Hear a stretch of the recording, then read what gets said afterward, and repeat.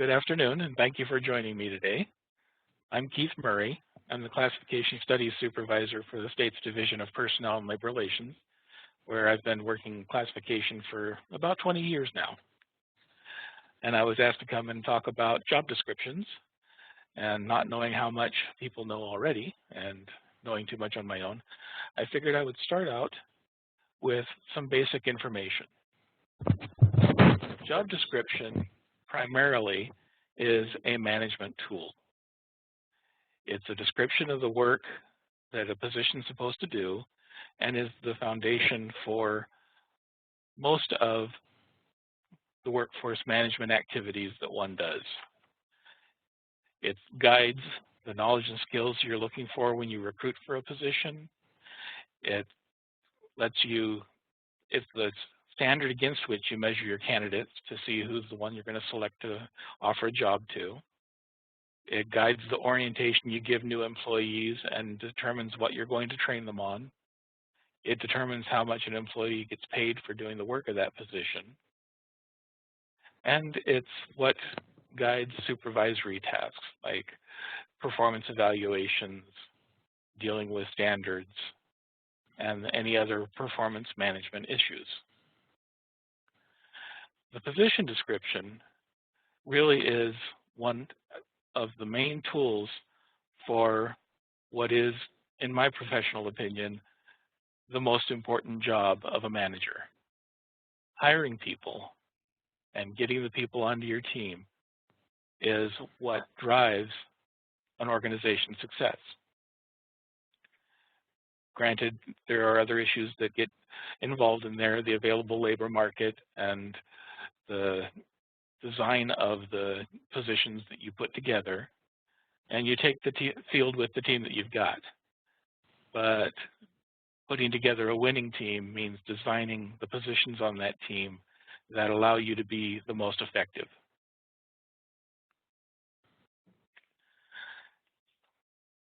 Designing those positions is, very importantly, a deliberate process. And it's not one that's just once and done.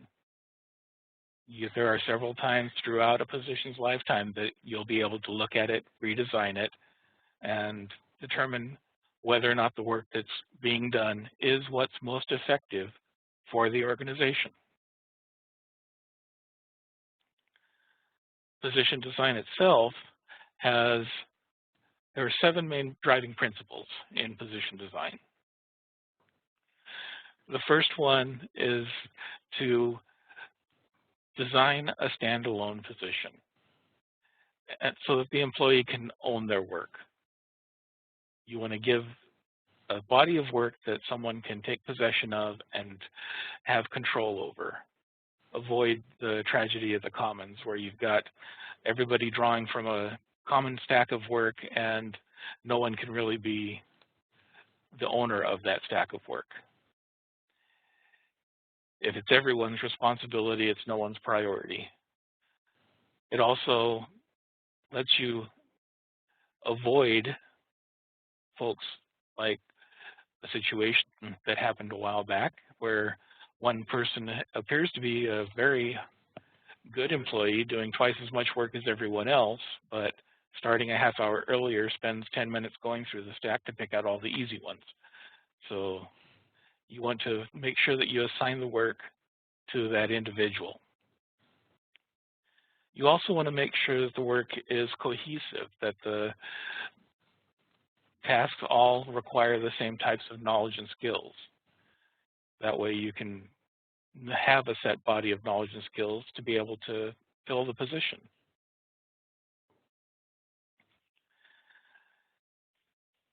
You want to make sure and concentrate any higher level work. Some folks have, in the past of my experience, have decided that if they spread the higher level work around, it means everybody can be the higher level. And that's not the way position classification works, and really isn't very economical for the organization either. It's much better if you've got enough higher level work to fill 60% of one full-time position's work, then concentrate it into a single position rather than giving it 20% to 3 positions.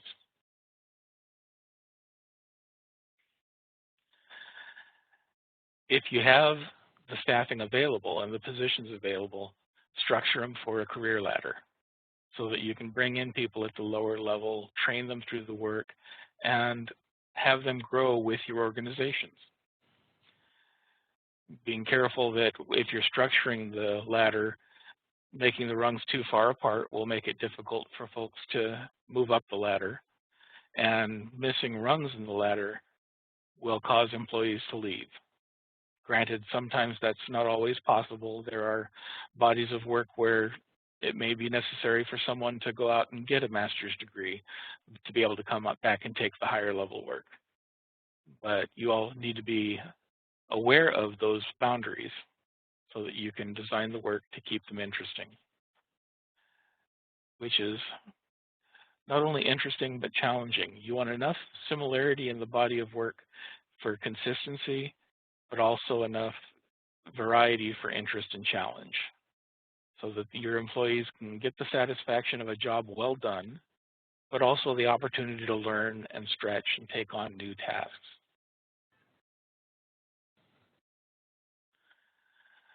You also want to pay attention to your labor market. We all have a body of potential applicants out there that we need to be careful of, and you can design a position that may involve a very common type of labor available.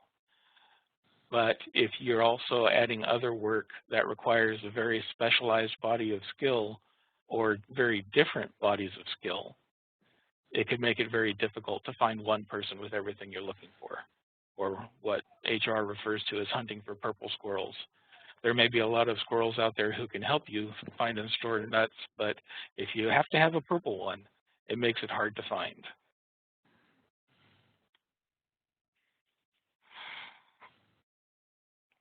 And finally, you want to accurately reflect the assigned duties and responsibilities. Oftentimes, folks will be trying to write a job description to get a specific job class or a specific pay level, and it is much more important that you accurately describe the work.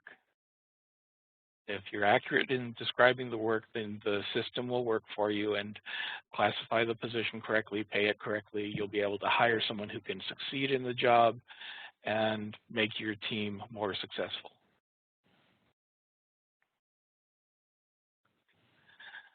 One of the things with all of these design principles, you'll note several of them seem to be internally conflicting.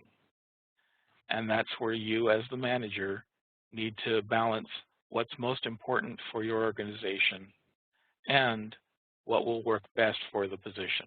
What do you have available that you can combine and meet the needs of the organization?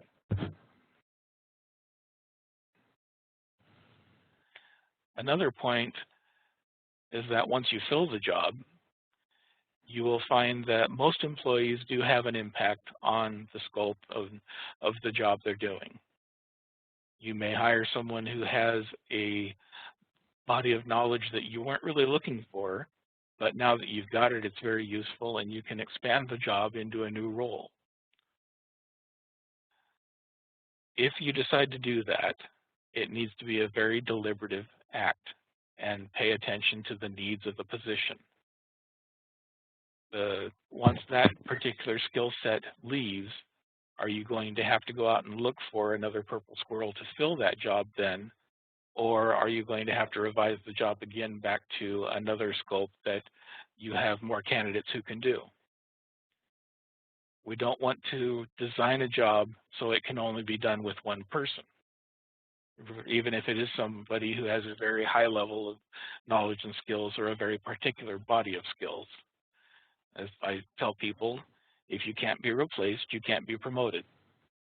We want our folks to be able to be satisfied in the work and recognize that folks move on, they move up, and life happens. Designing the job is a basically 5-step process for management, taking into account what the organization's objectives and structure are. Then you want to gather information that can be from existing position descriptions, descriptions of other similar jobs, logs kept by the employee or records of other organizations, subject matter experts, professional organizations. All of these will help you figure out just what scope of work you're looking to describe really entail. And then you want to analyze that information. And what is the work that you particularly need this position to do? Once you've made those position design decisions, you can draft the position description.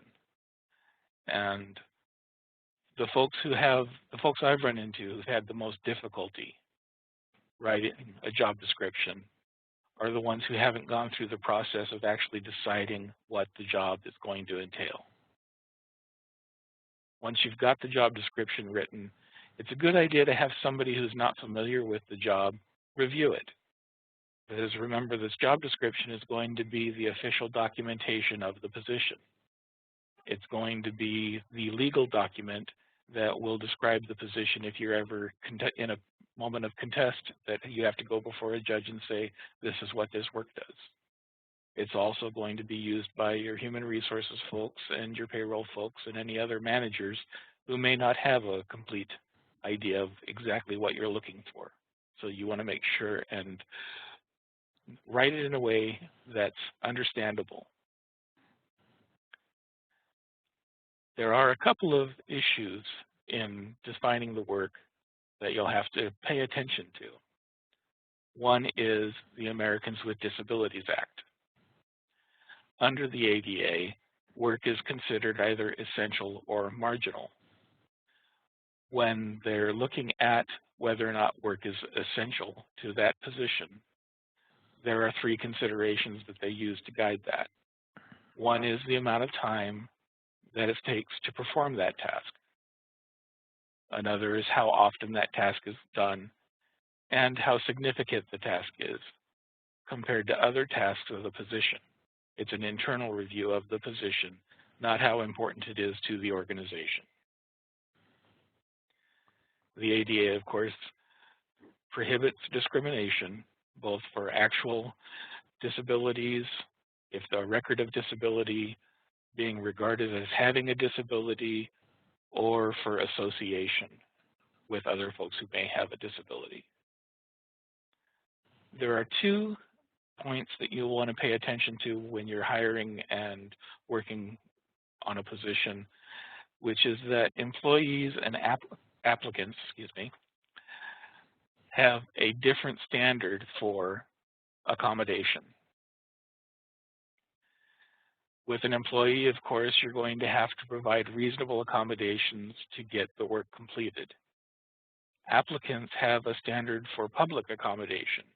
You may have to do something to be able to accommodate an applicant that's completely different than what you would do for an employee. If you have any questions about that for the state, I highly recommend you talk to our EEO commission.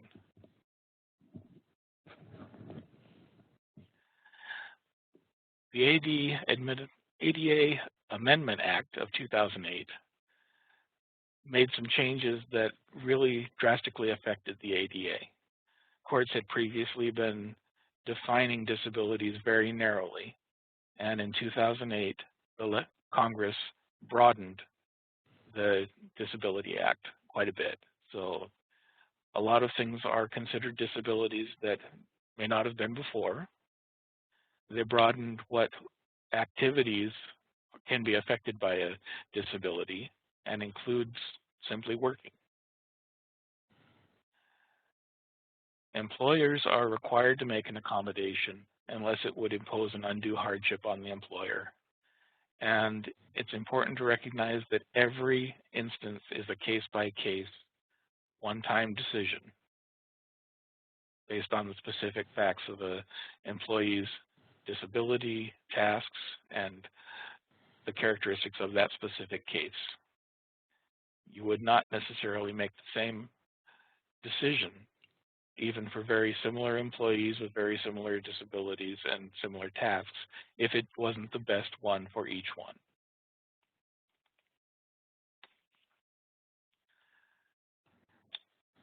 For job descriptions, there are basically 4 different job evaluation methods that different employers use. 2 quantitative, 2 qualitative. The point factor method and job component method are heavy math, and job component is heavy statistics. Then ranking and classification are the qualitative whole job type of decisions that are less math-based. The state happens to use classification as our job evaluation method, and that's the one I'm familiar with, although I've worked a little bit with ranking and point factor. Job component I haven't because I don't do statistics. Under classification, there are some important points to keep in mind when you're designing your jobs. One is that we deal with the position, not the employee. If you're making a decision on the person, then the position is not necessarily the best place to apply that under classification. Paying someone for performance issues is not a classification issue.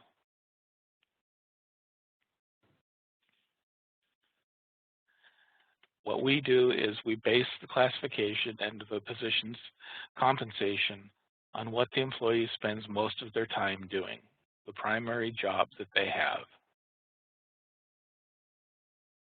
Any exceptions to that are very few and far between, but it makes as little sense to pay somebody for a job they do 10% of their time that's much higher than everything else, as it would to pay them for a job they do 10% of the time that's much lower for everything else.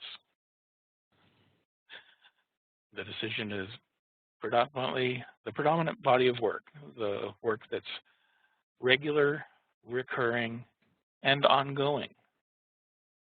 When you're working with emergency tasks, someone's gone and this just has to get done, so I'm going to give it to someone, or an opportunity comes up to do higher level work as a way of learning something new or a training assignment, that's not something that's going to be used to change the classification of a position.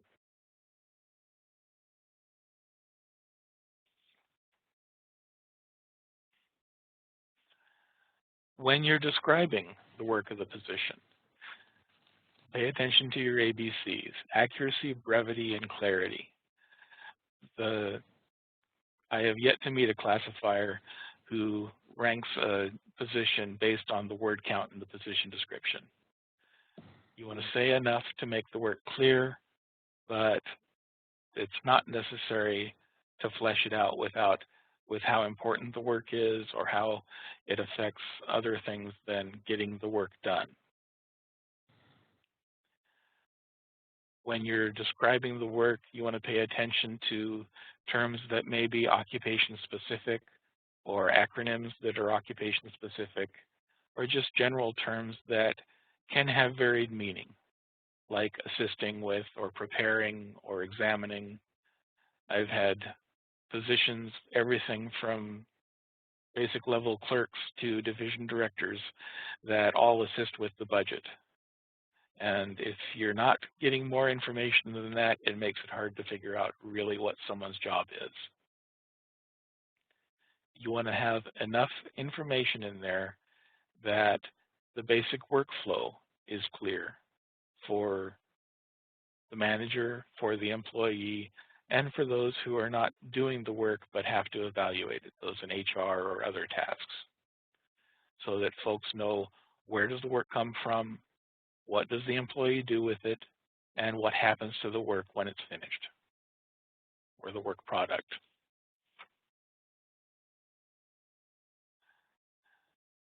Any professional jargon, any acronyms, make sure you describe it. Don't assume that because you know it and your applicants typically know it, that everyone who needs to know it. But make sure you have enough information in there to figure out what the work is and what knowledge and skills are being used, and with what authority. What decisions does the person actually get to make and apply in that job?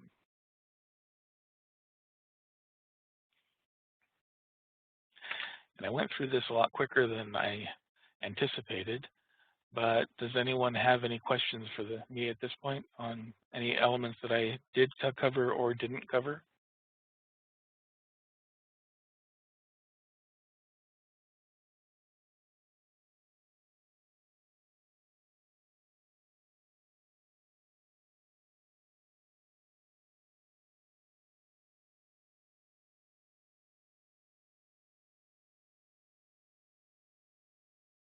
Thank you, Sarah.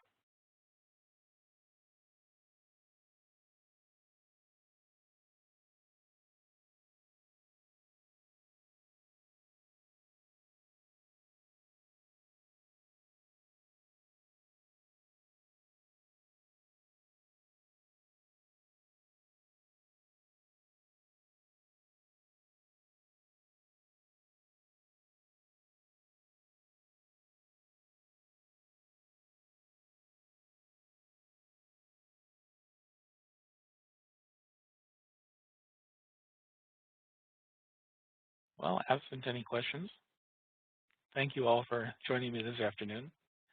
And if you do have questions, you can contact me through the state's email. It's keith.murry@alaska.gov, and I'm happy to help with anything I can.